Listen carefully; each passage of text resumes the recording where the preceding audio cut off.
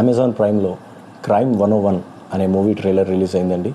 ఇది Chris Hemsworth గారు lead యాక్టర్గా యాక్ట్ చేసిన మూవీ. ఈ మూవీలో మార్క్ రఫెలో గారు, హాలీ బెర్రీ గారు కూడా కనిపిస్తున్నారండి. క్రిస్ హెమ్స్వర్త్ గారు ఒక ప్రొఫెషనల్ దొంగ అండి. హాలీ బెర్రీ గారి కంపెనీలో ఒక హై వాల్యూ ఐటమ్ని దొంగతనం చేయాల్సిన అవసరం వస్తుంది. తను ఆమెను కాంటాక్ట్ చేస్తారు. ఇద్దరూ కలిసి ఆ దొంగతనం అనేది చేయడానికి నిర్ణయించుకుంటారండి.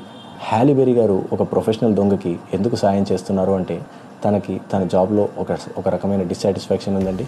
అది కారణంగా ఈ మూవీ ట్రైలర్లో కనిపిస్తుందండి.